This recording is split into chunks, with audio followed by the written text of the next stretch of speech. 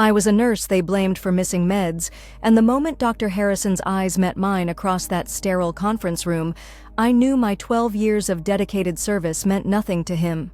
The fluorescent lights hummed overhead, casting harsh shadows across the faces of the hospital administration board. My hands remained steady on the table, though my pulse hammered against my throat. Harrison sat at the far end, his silver hair perfectly styled, his expensive suit a stark contrast to my wrinkled scrubs. I'd come straight from a 16-hour shift to this ambush they called a disciplinary hearing. The evidence folder lay open before me like a death sentence. Missing oxycodone, missing morphine, missing fentanyl. The numbers didn't lie, but the story they told was fiction. Every missing medication coincided with my shifts. Every discrepancy pointed to my access codes. Every piece of circumstantial evidence had my fingerprints on it.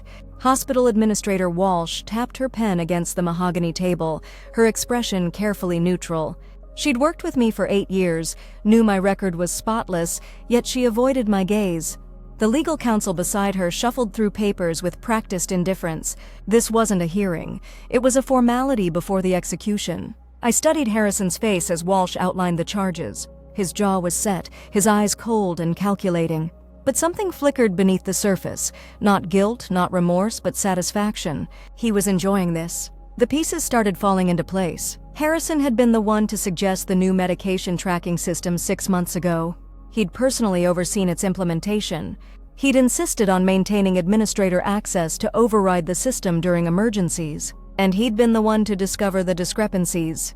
My termination letter felt weightless in my hands as I walked to my car. The parking garage echoed with the sound of my footsteps, each step carrying me further from the career I'd built, the patients I'd cared for, the life I'd known. But with each step, something else grew, a cold, methodical fury that settled into my bones like winter frost. I sat in my car for an hour, staring at the hospital through the windshield. Nurses hurried past, their shifts ending, their lives continuing. Mine had just been destroyed by a lie, and the man who'd destroyed it was still up there, still wearing his white coat, still playing God with people's lives. The drive home was a blur of city lights and racing thoughts. My apartment felt smaller than usual, the silence pressing against my ears. I pulled out my laptop and began typing my resignation letter, but the words felt hollow, formal, inadequate. Instead, I opened a new document and began writing everything I remembered about the past 6 months. Every conversation with Harrison, every time he'd worked late, every unusual request he'd made. Every moment that had seemed slightly off but hadn't warranted attention at the time. The pattern emerged slowly, like a photograph developing in a dark room. Harrison had been working additional shifts, often volunteering for the night rotations that no one else wanted. He'd been particularly interested in the oncology and surgical recovery wards, the units with the highest concentrations of powerful pain medications. He'd developed close relationships with certain orderlies, particularly Marcus Chen, a quiet man who'd been hired 3 months ago despite limited experience. I spent the next week like a ghost, officially terminated but still haunting the hospital's periphery. I knew the shift changes, the delivery schedules, the maintenance routines. I knew which exits were monitored and which weren't. I knew the blind spots in the security system and the gaps in the surveillance coverage. Harrison's car was a black BMW parked in the physician's lot like a monument to his success. I watched him from the coffee shop across the street, timing his arrivals and departures. He was methodical, predictable, traits that made him an excellent surgeon but would make him vulnerable to someone who understood his patterns. The breakthrough came from an unexpected source. Maria Santos, a janitor who'd worked the night shift for 15 years, approached me in the hospital cafeteria during my final official day. She moved with the invisible confidence of someone who'd learned to see everything while being seen by no one. She handed me a small piece of paper, a locker number and combination. Her eyes held a mixture of sadness and determination. She'd lost her nephew to a fentanyl overdose 2 months ago, pills that had looked exactly like the ones missing from our hospital pharmacy. The locker was in the employee break room, tucked between dozens of others in a dimly lit corner. Inside, I found a small notebook filled with dates, times, and abbreviated codes. The handwriting was Harrison's. I'd seen it on countless patient charts over the years. Each entry corresponded to a shift, a ward, and a quantity. The numbers were staggering. Harrison hadn't been stealing medications sporadically. He'd been operating a systematic enterprise. The dates went back almost a year, long before I'd become his scapegoat. I photographed every page, my hands steady despite the adrenaline coursing through my veins. This was evidence, but it wasn't enough. I needed more. Proof of the distribution network, documentation of the buyers, evidence of the money trail. My phone buzzed. A text from my former supervisor asking me to return my hospital ID badge. I'd kept it, telling myself it was an oversight, but now I realized it was providence. The badge still worked. I'd tested it at the side entrance the night before. Security would eventually deactivate it, but for now, it was my key to justice. I waited until 2 a.m. to return to the hospital. The night shift was skeletal, focused on patient care rather than surveillance. I moved through the corridors like I belonged there, my scrubs and confident stride making me invisible to the few staff members I passed. Harrison's office was on the 3rd floor, tucked behind the surgical suite.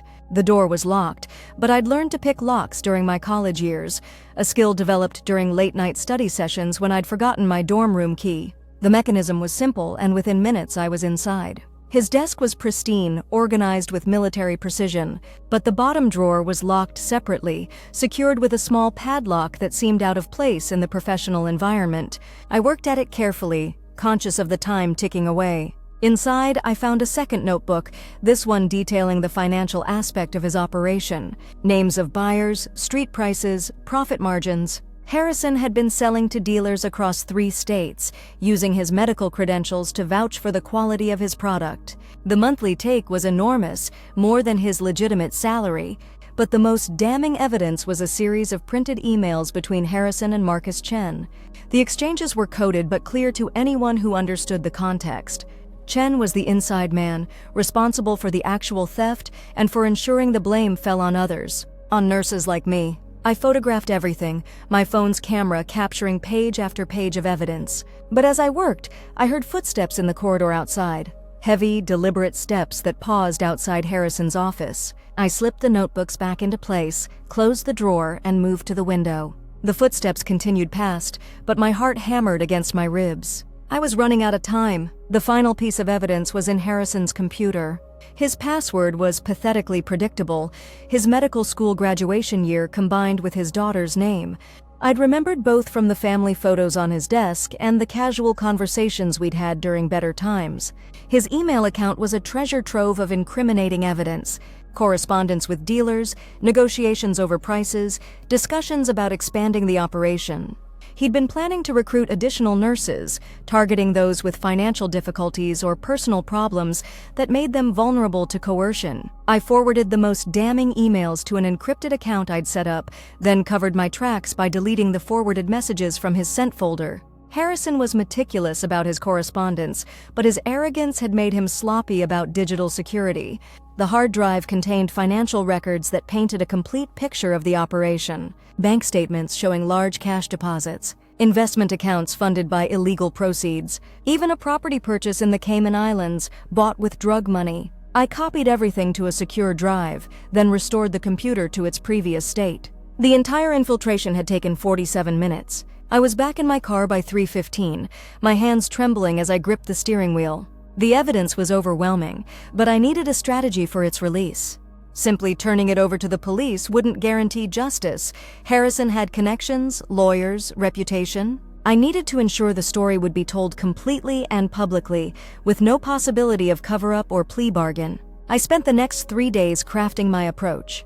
The local newspaper had an investigative reporter, Janet Morrison, who'd built a reputation exposing medical fraud. I'd followed her work for years, respected her thoroughness and her willingness to take on powerful targets. But I also knew that Harrison would retaliate the moment he suspected exposure. I needed to set multiple traps, ensure that if one avenue failed, others would succeed. I prepared packages for the State Medical Board, the DEA, the FBI, and the hospital's board of directors. Each contained the complete evidence file, carefully organized and annotated. The timing had to be perfect. Harrison was scheduled to present at a medical conference the following week, a gathering of physicians, administrators, and medical students.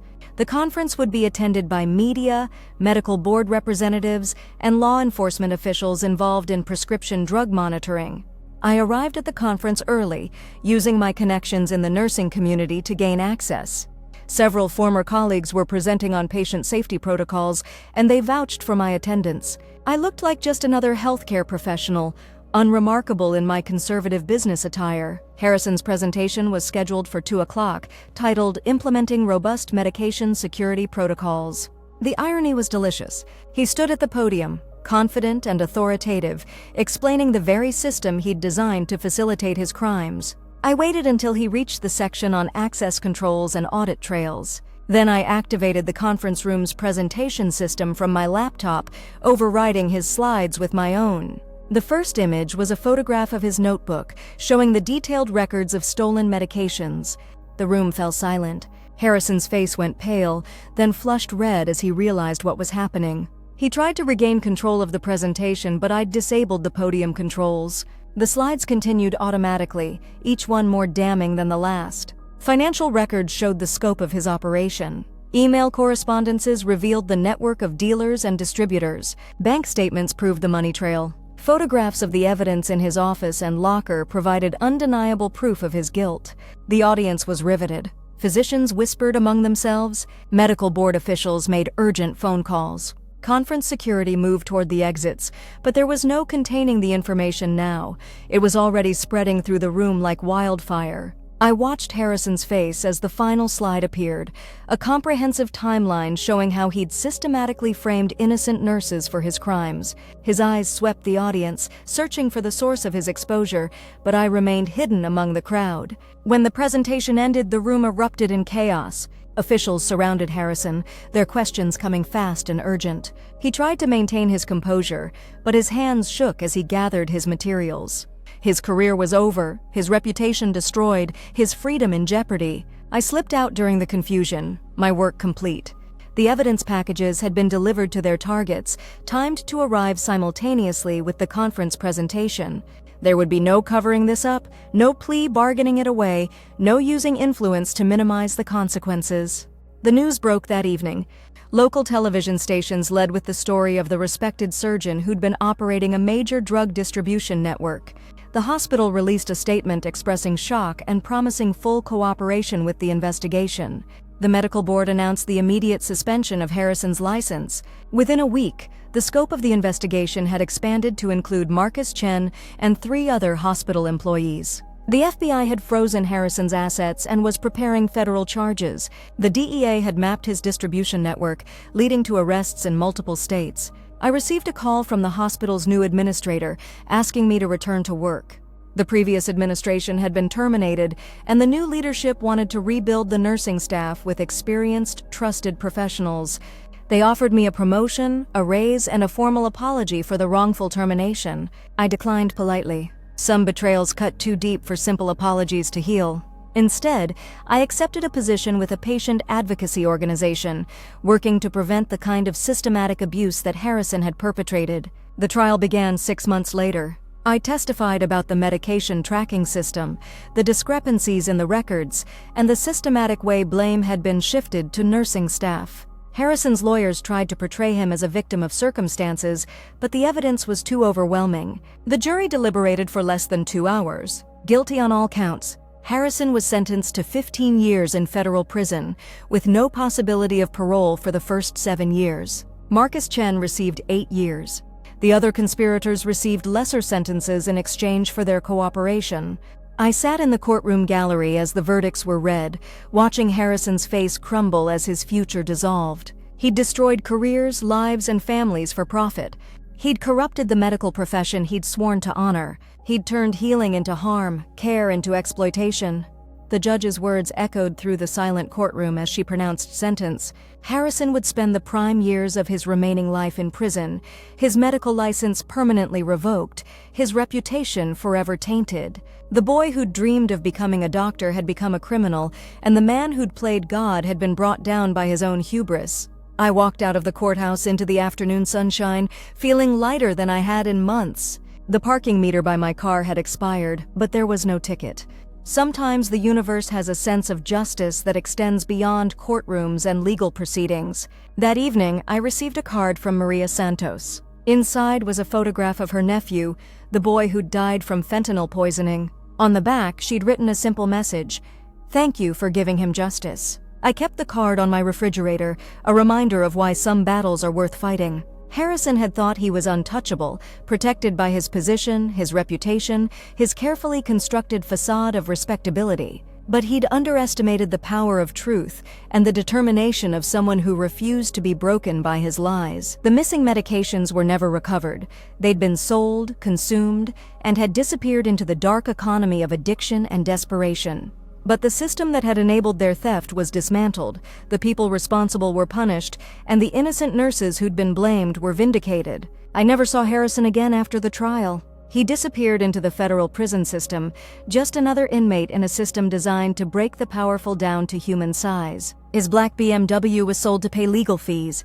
His Cayman Islands property was seized as proceeds of criminal activity. His medical textbooks were donated to charity. The hospital installed new security measures, created additional oversight protocols, and established a whistleblower protection program. They named it the Harrison Prevention Initiative, ensuring that his legacy would be forever tied to the crimes he'd committed rather than the lives he'd pretended to save. I sometimes wonder if he thinks about the nurses he destroyed, the patients he betrayed, the trust he shattered. I wonder if he understands that his downfall began the moment he decided that one person's integrity was worth less than his profit margin. But mostly I don't think about him at all. I've moved on to work that matters, helping other healthcare professionals navigate the complex ethical challenges of modern medicine. I've testified before state legislatures about medication security, consulted with hospitals on fraud prevention, and spoken at conferences about the importance of protecting whistleblowers. The scar of that betrayal remains, but it's become a source of strength rather than weakness. Harrison taught me that institutions are only as strong as the people who populate them, that trust must be earned and verified, and that sometimes justice requires patience, planning, and the courage to stand alone against powerful forces. The last time I drove past the hospital, I saw a new sign in the parking lot: Medication Security Monitoring in Progress. It was a small victory, but an important one. The next nurse who notices discrepancies won't be scapegoated and destroyed. The next doctor who considers exploiting his position will know that someone is watching. And somewhere in a federal prison, a man who once thought himself untouchable is learning that every action has consequences, every choice has a price, and every lie eventually meets its truth. The needle of justice moves slowly, but it moves with precision, and it always finds its mark. I was a nurse they blamed for missing meds, and I made sure the truth found its way home.